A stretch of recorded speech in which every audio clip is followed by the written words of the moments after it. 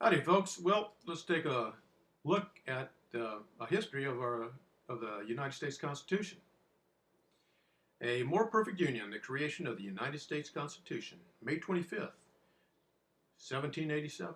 Freshly spread dirt covered the cobblestone streets in front of the Pennsylvania State House, protecting the men inside from the sound of passing carriages and carts. Guards stood at the entrances to ensure that the curious were kept at a distance. Robert Morris of Pennsylvania, the financier of the Revolution, opened the proceedings with a nomination, General George Washington, for the presidency of the Constitutional Convention. The vote was unanimous. With characteristic ceremonial modesty, the general expressed his embarrassment at his lack of qualifications to preside over such an august body and apologized for any errors into which he might fall in the course of its deliberations. To many of those assembled, especially to the small, boyish looking 36-year-old delegate from Virginia, James Madison, the general's mere presence bodied well for the convention. For the illustration, for the illustrious Washington gave to the gathering an air of importance and legitimacy, but his decision to attend the convention had been an agonizing one. The father of the country had almost remained at home, suffering from rheumatism, despondent over the loss of a brother, absorbed in the management of Mount Vernon, and doubting that the convention would accomplish very much, or that many men of stature would attend. Washington delayed accepting the invitation to attend for several months, torn between the hazards of lending his reputation to a gathering perhaps doomed to failure, and the chance that the public would view his reluctance to attend with critical eye. The general finally agreed to make the trip. James Madison was pleased. General George Washington was unanimously elected president of the Philadelphia Conference. The Articles of Confederation. The determined Madison had for several years insatiably studied history and political theory, searching for a solution to the political and economic dilemmas he saw plaguing America. The Virginian's labors convinced him of the futility and weakness of confederacies, of independent states. America's own government under the Articles of Confederation, Madison was convinced, had to be replaced, in force since 1781, established as a league of friendship and a constitution for the 13 sovereign and independent states after the Revolution. The articles seemed to Madison woefully inadequate.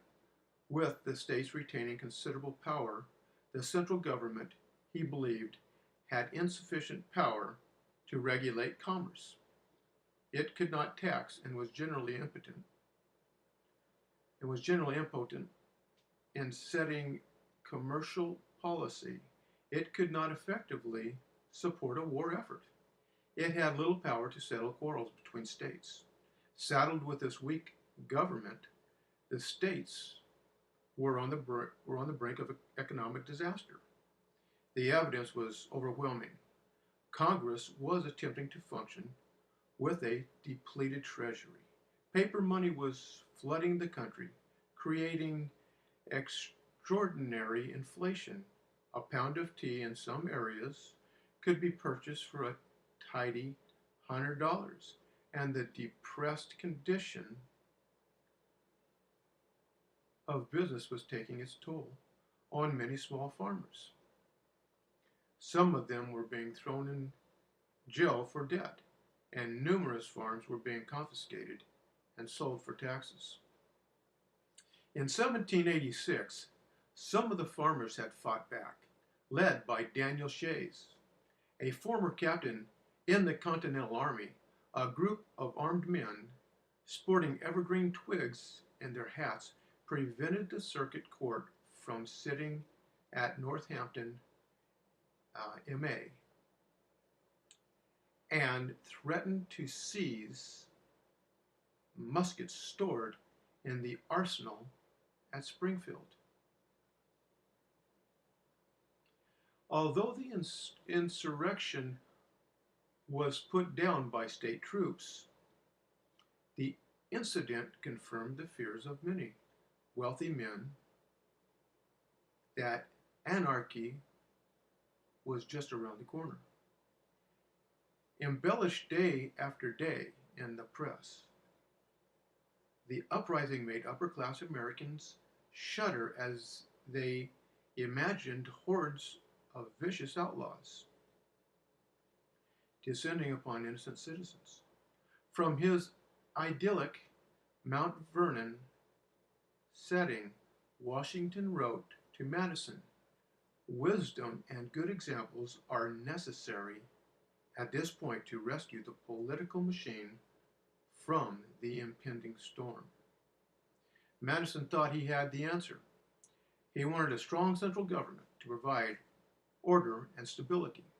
"Let it be tried then," he wrote, "whether any middle ground can be taken which will at once support a due supremacy of the national authority while maintaining state power only when subordinately useful." The resolute Virginian looked to the Constitutional Convention to forge a new government in this mold. The convention had its specific origins in a proposal offered by Madison and John Tyler in the Virginia Assembly that the Continental Congress be given power to regulate commerce throughout the Confederation. Through their efforts in the Assembly, a plan was devised, inviting the several states to attend a convention at Annapolis, MD, in September 1787 to discuss commercial problems. Madison, a young lawyer from New York named Alexander Hamilton, issued a report on the meeting in Annapolis, calling upon Congress to summon delegates of all of the states to meet for the purpose of revising the Articles of Confederation. Although the report was widely viewed as a usurpation of congressional authority, the Congress did issue a formal call to the states for a convention. To Madison, it represented the supreme chance to reverse the country's trend, and as a delegation gathered in Philadelphia, its importance was not lost to others. The Squire of Gunston Hall, George Mason, wrote to his son, "The eyes of the United States are turned upon this assembly and their expectations raised to a very anxious degree. May God grant that we may be able to gratify them by establishing a wise and just government." The delegates. 74 delegates were appointed to the convention, of which 55 actually attended sessions. Rhode Island was the only state that refused to send delegates. Dominated by men wedded to paper currency, low taxes, and popular government, Rhode Island's lenders refused to participate in what they saw as a conspiracy to overthrow the established government. Other Americans also had their suspicion. Patrick Henry of the flowing red Glasgow cloak and the magnetic orator refused to attend, declaring he smelt a rat. He suspected correctly that Madison had in mind the creation of a powerful central government and the subversion of the authority of the state legislature. Henry, along with many other political leaders, believed that the state government offered the chief protection for personal liberties. He was determined not to lend a hand to any proceeding that seemed to pose a threat to that protection. With Henry absent, with such towering figures as Jefferson and Adams abroad on foreign missions, and with John Jay in New York at the Foreign Office, the convention was without some of the country's major political leaders. It was nevertheless an impressive assembly. In addition to Madison and Washington, there were Benjamin Franklin of Pennsylvania, crippled by gout. The 81-year-old Franklin was a man of many dimensions: printer, storekeeper, publisher, scientist, public official, philosopher, diplomat, and ladies' man. James Wilson of Pennsylvania, a distinguished lawyer with a penchant for ill-advised land jobbing schemes, which would force him late in life to flee from state to state, avoiding prosecution for debt. The Scotsman brought a profound mind steeped in constitutional theory and law. Alexander Hamilton of New York, a brilliant, ambitious former aide de camp, a secretary to Washington during the Revolution, who had, after his marriage into the Schuyler family of New York, become a powerful political figure. George Mason of Virginia, the author of the Virginian Bill of Rights, whom Jefferson later called the Cato of his country. Without the Avaric of the Roman,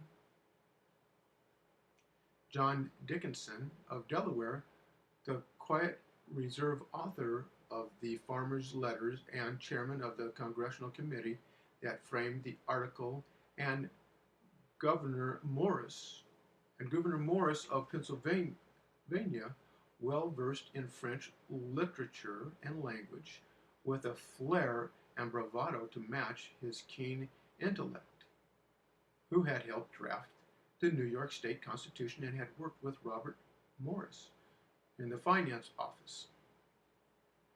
There were others who played major roles: Oliver Ellsworth of Connecticut, Edmund Randolph of Virginia, William Patterson of New Jersey, John Rutledge of South Carolina, Elbridge Gerry of Massachusetts, Roger Sherman of Connecticut, Luther Martin of Maryland, and the Pinckneys, Charles Cotesworth of South Carolina. Franklin was the oldest member, and Jonathan Dayton, the 27-year-old delegate from New Jersey, was the youngest.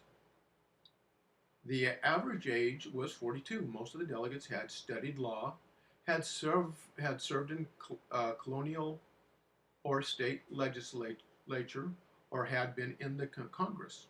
Well versed in philosophical theories of government advanced by such philosophers as James Harrington, John Locke, and Montesquieu. Profiting from experience gained in state politics, the delegates composed an exceptional body, one that left a remarkable learned record of debate. Fortunately, we have a relatively complete record of the proceedings, thanks to the indefatigable James Madison. Day after day, the Virginian sat in front of the proceeding officer, compiling notes of the debates, not missing a single day or a single major speech. He later remarked that his self-confinement in the hall, which was often oppressively hot in the Philadelphia summer, almost killed him. The sessions of the convention were held in secret. No reporters or visitors were permitted. Although many of the naturally loquacious members were prodded in the pubs and on the streets, most remained surprisingly discreet. To those suspicious of the convention, the curtain of secrecy only served to confirm their anxieties. Luther Martin of Maryland later charged that the conspiracy in Philadelphia needed a quiet breeding ground. Thomas Jefferson wrote, John Adams from Paris, I am sorry they began their deliberations by so abominable a precedent as that of tying up the tongues of their members. The Virginia Plan. On Tuesday morning, May 29th, Edmund Randolph, the tall 34-year-old governor of Virginia, opened the debate with a long speech decrying the evils that had befallen the country under the Articles of Confederation and stressing the need for creating a strong national government. Randolph then outlined a broad plan that he and his Virginia compatriots had, through long sessions at the Indian Queen Tavern, put together in the days preceding the convention. James Madison had such a plan on his mind for years. The proposed government had three branches: legislative, executive, and judicial, each branch structured to check the other. Highly centralized, the government would have veto power over laws enacted by state legislature. The plan, Randolph confessed, meant a strong, consolidated union in which the idea of states should be nearly annihilated. This was indeed the rat so offensive to Patrick Henry. The introduction of the so-called Virginia Plan at the beginning of the convention was a tactical coup. The Virginians had forced the debate into their own frame of reference and in their own terms.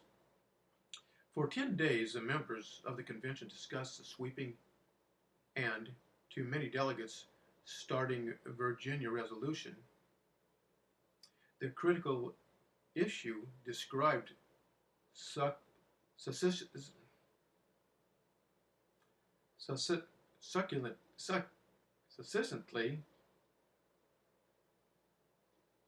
succinctly by Governors Morris on May 30th was the distinction between a federation and a national government, the former being a mere compact resting on the good faith of the parties, the later having a complete and compulsive operation. Morrison favored the later, a supreme power, capable of exercising necessary authority, not merely a shadow government, fragmented and hopelessly ineffective. The New Jersey Plan. The nationalist position revolted many delegates who cringed at the vision of a central government swallowing state sovereignty. On June 13th, delegates from similar states rallied around proposals offered by New Jersey delegate William Patterson, rallying against efforts to throw the states into hodgepodge. Patterson proposed a union of the states merely federal. The New Jersey resolution called only for a revision of the Articles to enable the Congress more easily to raise revenue and regulate commerce. It also provided that acts of Congress and ratified treaties be the supreme law of the state. For 3 days, the convention debated Patterson's plan, finally voting for rejection.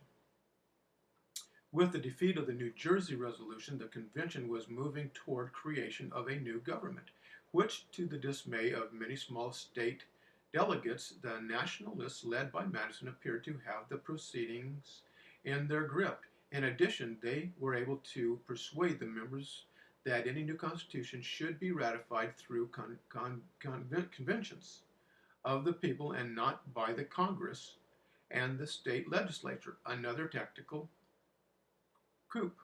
Madison and his allies believed that the constitution they had in mind would likely be scuttled in the legislatures, where many state political leaders stood to lose power.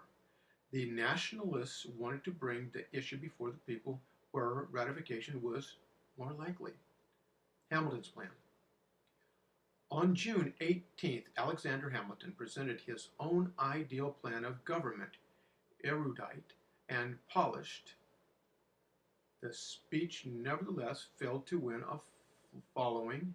It went too far. Calling the British government the best in the world, Hamilton proposed a model strikingly similar: an executive to serve during good behavior or life with veto power over all laws, a Senate with members serving during good behavior, the legislature to have power to pass all laws whatsoever. Hamilton later wrote to Washington that the people were now willing to accept something not very remote from that which they have lately quieted. What the people had lately quieted, of course, was monarchy. Some members of the convention fully expected the country to turn in this direction. Hugh Williamson of North Carolina, a wealthy physician, declared that it was pretty certain that we should, at some time or other, have a king. Newspaper accounts appeared in the summer of 1787 alleging that a plot was underway to invite the second son of George III, Frederick, Duke of York, the secular bishop of Osnaburg in Prussia, to become king of the United States. Alexander Hamilton on June 18th called the British government the best in the world and proposed a model strikingly similar. The erudite New Yorker, however, later became one of the most ardent spokesmen for the new Constitution. Strongly militating against any serious attempt to establish monarchy was the enmity so prevalent in the Revolutionary period toward a royalty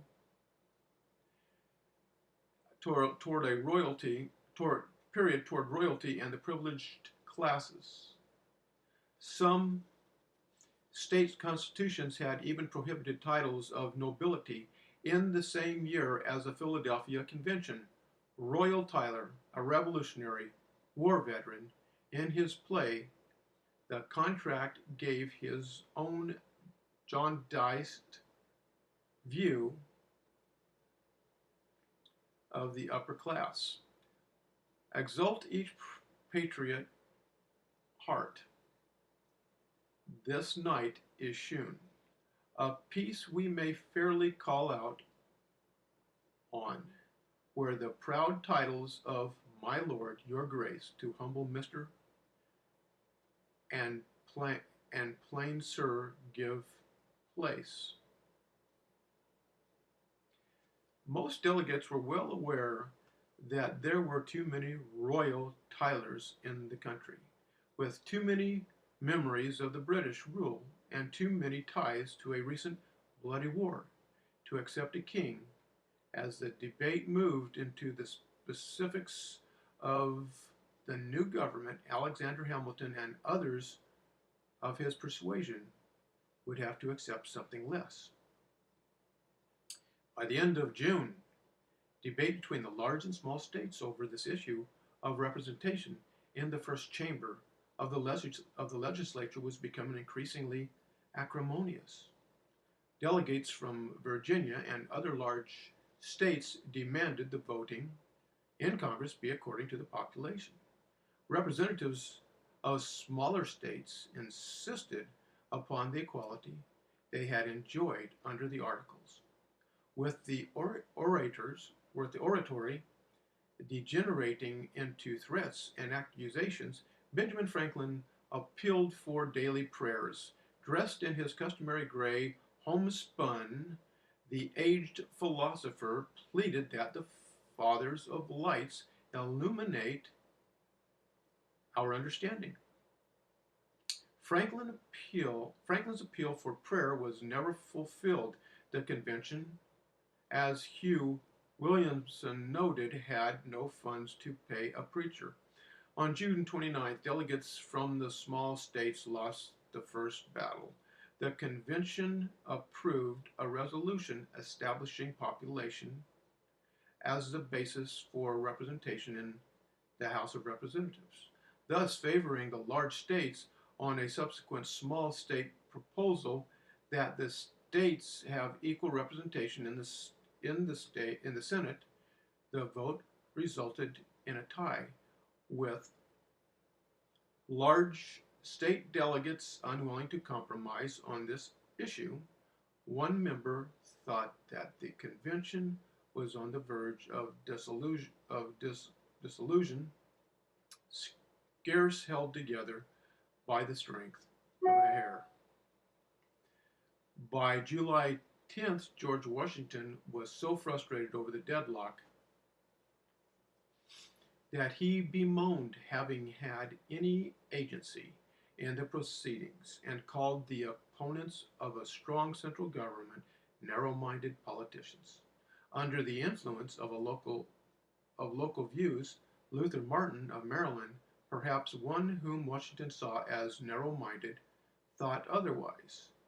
A tiger in debate, not content merely to parry an opponent's argument, but determined to bludgeon it into eternal rest.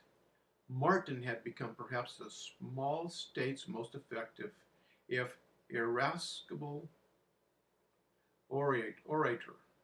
The Marylander leaped eagerly into the battle on the representation issue, declaring, "The states have a right to an equality of representation.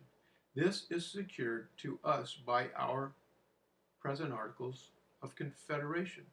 We are in possession of this privilege." The Great Compromise. Also crowding into this complicated and diverse discussion over representation was the North-South division over the method by which slaves were to be counted for purpose of taxation and representation. On July 12th, Oliver Ellsworth proposed that representation for the lower house be based on the number of free persons and 3/5 of all other persons, a euphemism for slaves. In the following week, the members finally compromised, agreeing that direct taxation be according to the representation, and that the representation of the lower house be based on the white inhabitants and 3/5 of the other people. With the compromise and with the growing realization that such compromise was necessary to avoid a complete breakdown of the convention, the members then approved Senate Equality. Roger Sherman had remarked that it was the wish of the delegates that some general government should be established. With the crisis over representation now settled, it began to look again as if this wish might be fulfilled. For the next few days, the air in the city of brotherly love, although insufferably muggy and swarming with blue bottle flies, had the clean scent of conciliation. In this period of welcome calm, the members decided to appoint a committee of detail to draw up a draft constitution. The convention would now, at last, have something on paper, as Nathaniel Gorman of Massachusetts, John Rutledge, Edmund Randolph, James Wilson, and Oliver Ellsworth went to work. The other delegates voted themselves as much needed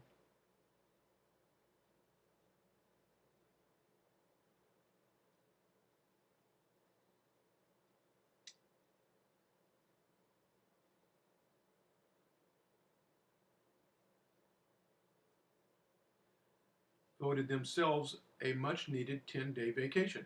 During the adjournment, Gouverneur Morris and George Washington rode out along a creek that ran through land that had been part of the Valley Forge encampment 10 years earlier. While Morris cast for trout, Washington pensively looked over the now lush ground where his freezing troops had suffered at a time when it had seemed as if the American Revolution had reached its end. The country had come a long way. The first draft. On Monday, August 6, 1787, the convention accepted the first draft of the Constitution. Here was the article by article model from which the final document would result some 5 weeks later. As the members began to consider the various sections, the willingness to compromise of the previous days quickly evaporated. The most serious controversy erupted over the question of regulation of commerce. The southern states exporters of raw materials, rice, indigo, and tobacco, were fearful that a New England dominant Congress might, through export taxes, severely damage the South's economic life. C.C. Pinckney declared that if Congress had the power to regulate trade, the southern states would be nothing more than overseers from the northern states. On August 21st, the debate over the issue of commerce became very closely linked to another explosive issue, slavery. When Martin of Maryland proposed a tax on slave importation, the convention was thrust into a strident discussion of the institution of slavery and its moral and economical relationship to the new government. Rutledge of South Carolina, asserting that slavery had nothing at all to do with morality, declared interest alone is the governing principle with nations. Sherman of Connecticut was for dropping the tender issue altogether before it jeopardized the convention. Mason of Virginia expressed concern over unlimited importation of slaves, but later indicated that he also favored federal protection of slave property already held. The nagging issue of possible federal intervention in slave traffic, which Sherman and others feared could irrevocably split northern and southern delegates, was settled by, in Mason's word, a bargain. Mason later wrote that delegates from South Carolina and Georgia, who most feared federal meddling in the slave trade, made a deal with delegates from the New England states in exchange for the New Englanders' support for continuing slave importation for 20 years. The Southerners accepted a clause that required only a simple majority vote on navigation laws, a crippling blow to Southern economic interests. The bargain was also a crippling blow to those working to abolish slavery, Congressionalists, minister, and abolitionists. Samuel Hopkins of Connecticut charged that the convention had sold out. How does it appear that these states who have been fighting for liberty and consider themselves as the highest and most noble example of zeal for it cannot agree in any political constitution unless it indulge and authorizes them to enslave their fellow men? Ah, these unclean spirits, like frogs, they, like the furies of the poets, are spreading discord and exciting men to contention and war. Hopkins considered the Constitution a document fit for the flames.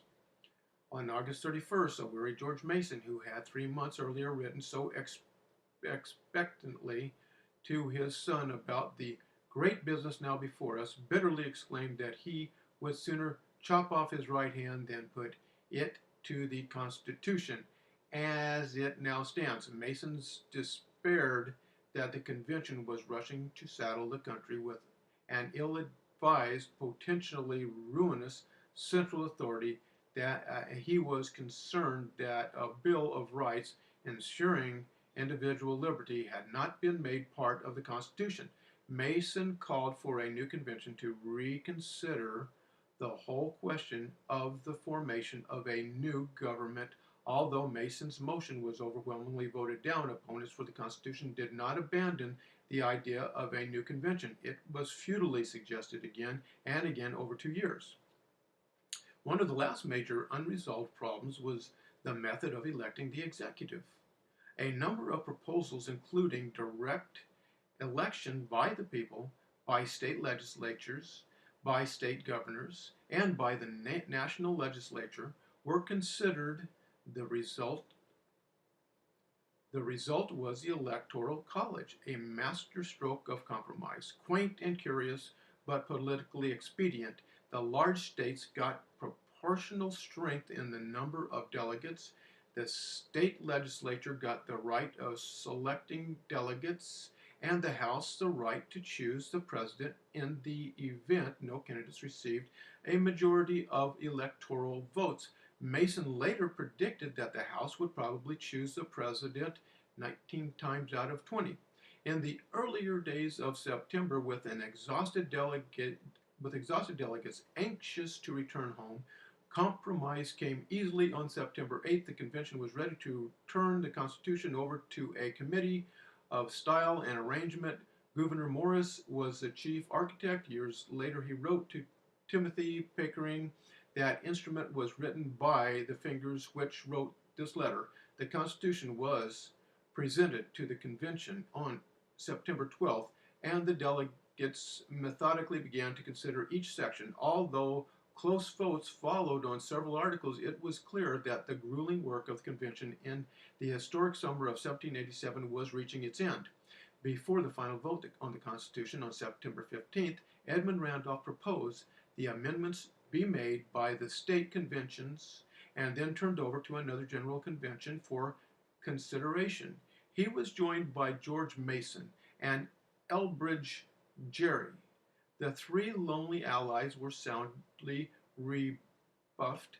Late in the afternoon, the roll of the states was called on the Constitution, and from every delegation the word was aye. On September 17th, on September 17th, the members met for the last time.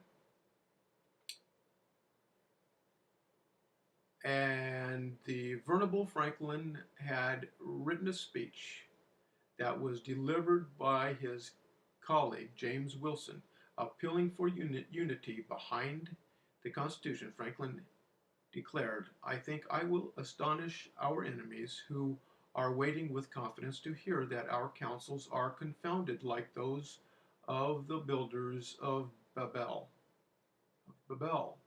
and that our states are on the point of separation, only to meet hereafter for the purpose of cutting one another's throats, with Mason, Gerry, and Randolph withstanding appeals to attack their signatures.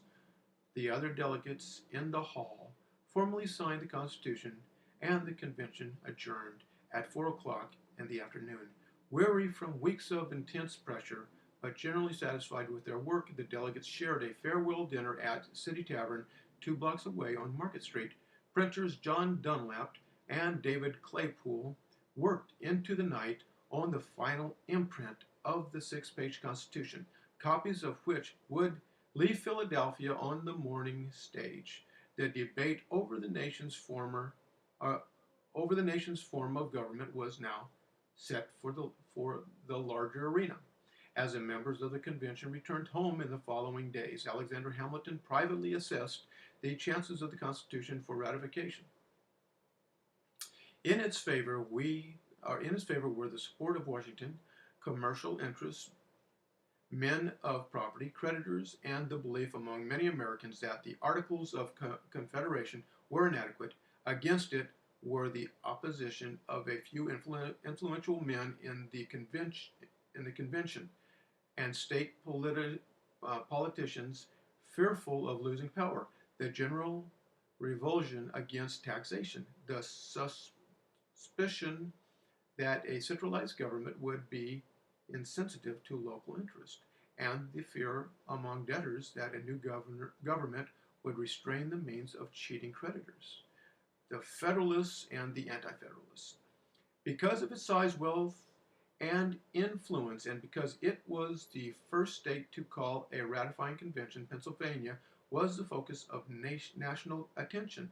The positions of the Federalists, those who opposed the Constitution, and the Anti-Federalists, those who opposed it, were printed and reprinted by scores of newspapers across the nation, and um, passions in the state were most warm when the Federalist dominated Pennsylvania Assembly lacked a quorum on September 29th to call a state ratifying convention. A Philadelphia mob, in order to provide the necessary numbers, dragged two anti-Federalist members from their lodging through the streets to the State House, where the bedraggled representatives were forced to stay while the assembly voted.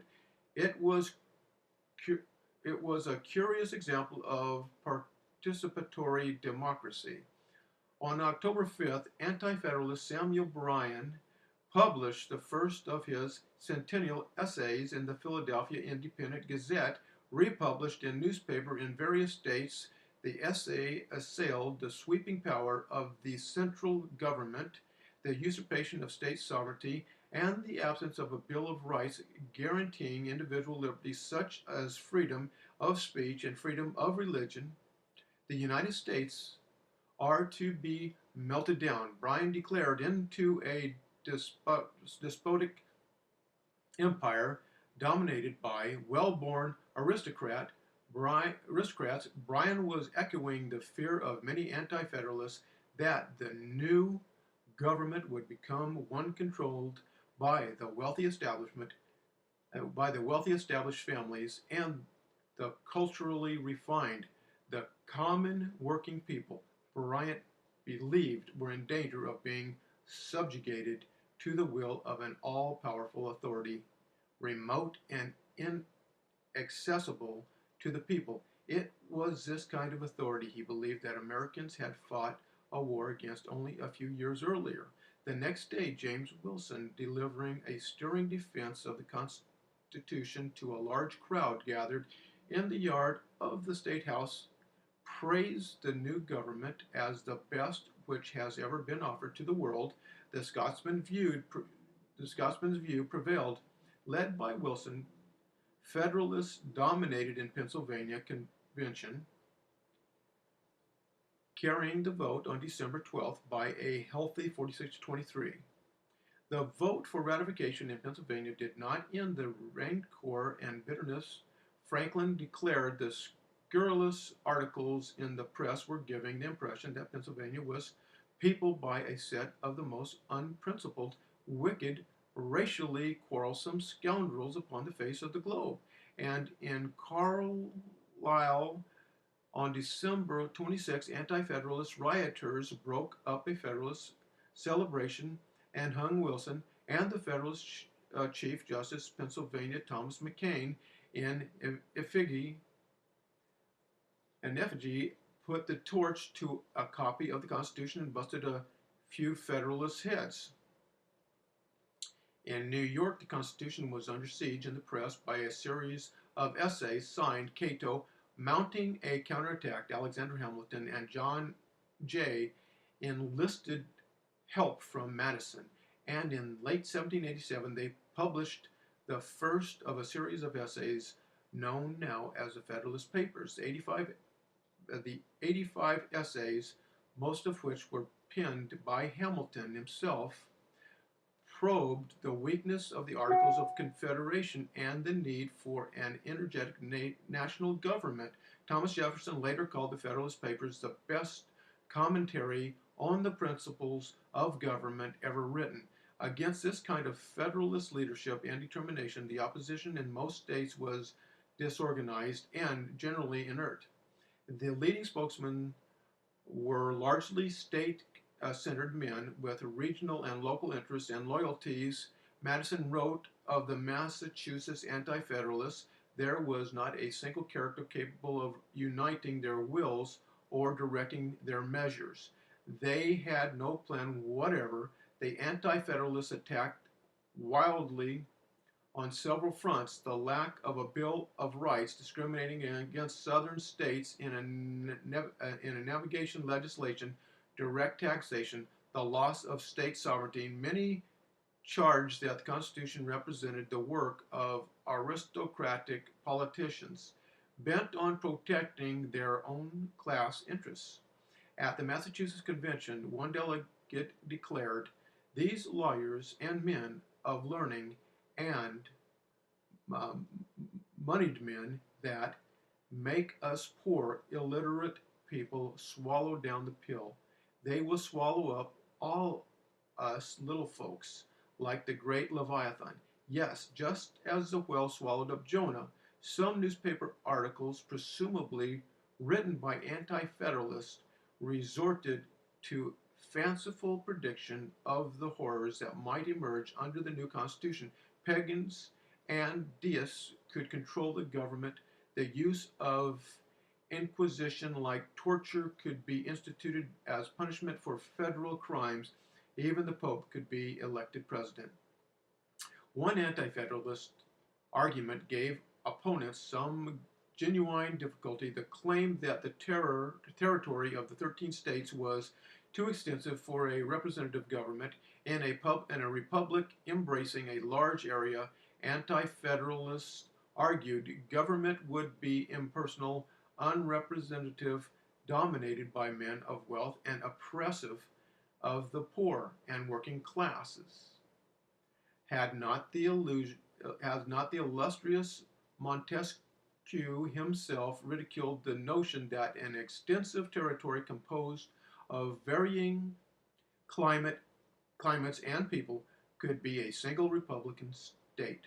James Madison, always ready with the Federalist volley, turned the argument completely around and insisted that the vastness of the country would itself be a strong argument in favor of a republic, claiming that a large republic would counterbalance various political interest groups vying for power. Madison wrote, "The smaller the society, the fewer probably will be the distinct parties and interests composing it. The easily composing it. Fewer the distinct parties and interests, the more frequently will a majority be found of the same party, and the more easily will they concert and execute their plans of oppression. Extend the size of the republic," Madison argued, "and the country would be less vulnerable to separate factions within it." Ratification. By January 9, 1788, 5 states of the 9 necessary for ratification had approved the Constitution: Delaware, Pennsylvania, New Jersey, Georgia, and Connecticut, but the eventual outcome remained uncertain in pivotal states such as Massachusetts, New York, and Virginia. On February 6th, with Federalists agreeing to recommend a list of amendments amounting to a Bill of Rights, Massachusetts ratified by a vote of 187 to 168. The Revolutionary leader, John Hancock, elected to preside over the Massachusetts ratifying convention, but unable to make up his mind on the Constitution, took to his bed with a convenient case of gout. Later seduced by the Federalists with visions of the vice presidency and possibly the presidency, Hancock, whom Madison noted as an idolater of popularity, suddenly experienced a miraculous cure and delivered a critical block of votes. Although Massachusetts was now safely in the Federalist column, the recommendation of a Bill of Rights was a significant victory for the anti-Federalist Federalists. 6 of the remaining states later appended similar recommendations. When the New Hampshire Convention was adjourned by Federalists who sensed imminent defeat, and when Rhode Island on March 24th turned down the Constitution in a popular referendum by an overwhelming vote of 10 to 1, Federalist leaders were apprehensive, looking ahead to the Maryland Convention. Madison wrote to Washington, "The difference between even a postponement and adoption in Maryland may possibly give a fatal advantage to that which opposes the Constitution. Madison had little reason to worry. The final vote on April 28, 63, for 11 against. In Baltimore, a huge parade celebrating the Federalist victory rolled through the downtown streets, highlighted by a 15-foot float called Ship Federalist. This symbolically seaworthy craft was later launched in the waters off Baltimore and sailed down the Potomac to Mount Vernon. On July 2nd, 1788, the Confederation Congress meeting in New York received word that a reconvened New Hampshire ratifying convention had approved the Constitution, with South Carolina's acceptance of the Constitution in May. New Hampshire thus became the ninth state to ratify The Congress appointed a committee for putting the said Constitution into operation. In the next 2 months, thanks largely to the efforts of Madison and Hamilton in their own states, Virginia and New York both ratified while adding their own amendments. The margin for the Federalists in both states, however, was extremely close. Hamilton figured that the majority of the people in New York actually opposed the Constitution, and it is probable that a majority of people in the entire country opposed it. Only the promise of the amendments had ensured a Federalist victory. The Bill of Rights. The call for the Bill of Rights had been the anti-Federalist most powerful weapon, attacking the proposed Constitution for its vagueness and lack of specific protection against tyranny. Patrick Henry asked the Virginia Convention, "What can avail your specious imaginary balances? Your rope dancing, chain rattling, ridiculous ideal checks and contrivances. The anti-federalists demanding a more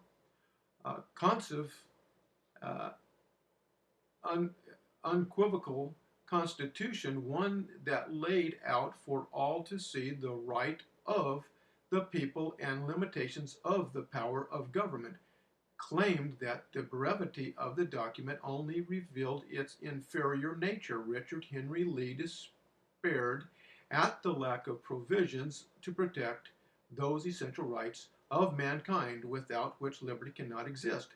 Trading the old government for the new without such a Bill of Rights, Lee argued, would be trading Cilia for Charybdis.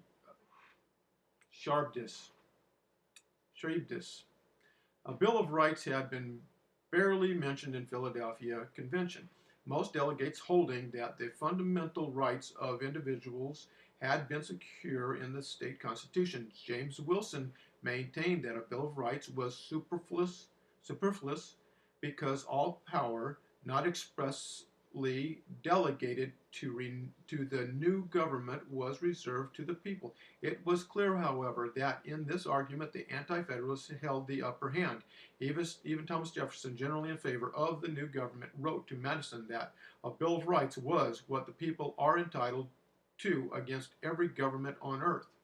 By the fall of 1788, Madison had been convinced that not only was a Bill of Rights necessary to ensure acceptance of the Constitution, but that it would have positive effects. He wrote on October 17th that such fundamental maxims of free government would be a good ground for an appeal to the sense of community against potential oppression and would counteract the impulses of interest and passion. Madison's support of the Bill of Rights was critical significance. One of the new representatives from Virginia to the first federal Congress, as established by the new Constitution, he worked tirelessly to persuade the House to enact amendments defusing the anti-federalist objections to the Constitution. Madison was able to shepherd through through 17 amendments in the early months of Congress, a list that was later trimmed to 12 in the Senate. On October 2nd, 1789, President Washington sent to each of the states a copy of the 12 amendments adopted by the Congress in September. By December 15th, 1791, three-fourths of the states had ratified the 10 amendments, now so familiar to America as the Bill of Rights. Benjamin Franklin told a French correspondent in 1788 that the formation of the new government had been like a game of dice, with many players of diverse prejudices and interests, unable to make any uncontested moves. Madison wrote to Jefferson that the welding of these clashing interests was a task more difficult than can be well conceived by those who were not concerned in the execution of it. When the delegates left Philadelphia after the convention, few, if any, were convinced that the Constitution they had approved outlined the ideal form of government for the country. But late in his life, James Madison scrawled out another letter, one never addressed. In it, he declared that no government can be perfect, and that which is the least imperfect is therefore the best government. The document enshrined the fate of the United States Constitution after its signing on September 17, 1787 can be contrasted sharply to the travels and physical abuse of America's other great parchments. The Declaration of Independence as a Continental Congress during the years of Revolutionary War secured from town to town. The rolled-up declaration was carried along after the formation of the new government under the Constitution. The one-page declaration, eminently suited for display purposes, graced the walls of various government buildings in Washington, exposing it to prolonged damaging sunlight. It was also subjected to the work of early calligraphers, responding to a demand for reproduction of the revered document.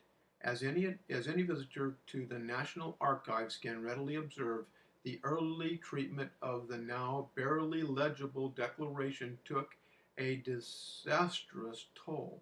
The Constitution, in excellent physical condition after more than 200 years, has enjoyed a more serene existence. By 1796, the Constitution was in the custody of the Department of State along with the Declaration and traveled with the federal government from New York to Philadelphia to Washington. Both documents were securely moved to Leesburg, VA, before the imminent attack by the British on Washington in 1814. Following the war, the Constitution remained in the State Department while the Declaration continued its travels to the Patent Office building from 1841 to 1876 to Independence Hall in Philadelphia during the Centennial celebration, and back to Washington in 1877.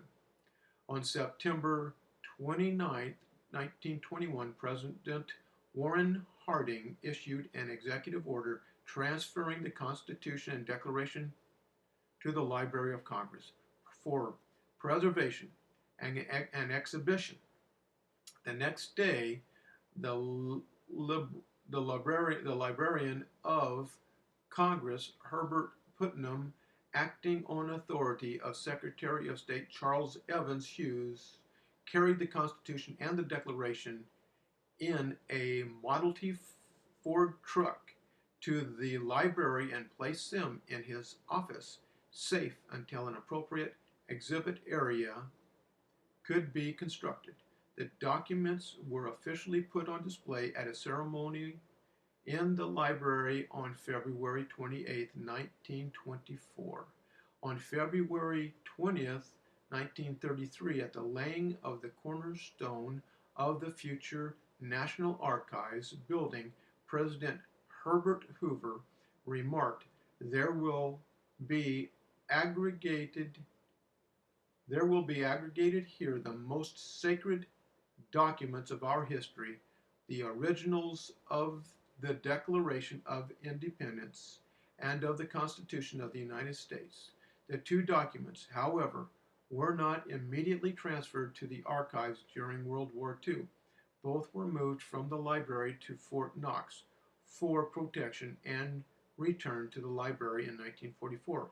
It was not until successful negotiations were completed between Librarian of Congress Luther Evans and Archivist of the United States Wayne Grover that the transfer to the National Archives was finally accomplished by special direction of the Joint Congressional Committee on the Library.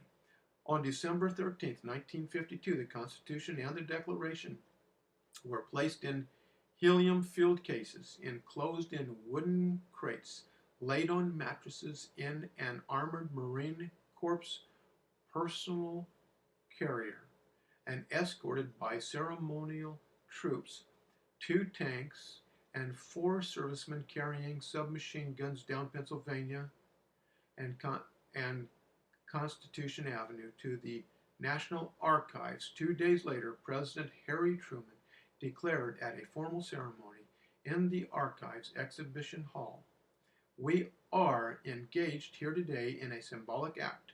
We are enshrining these documents for future ages.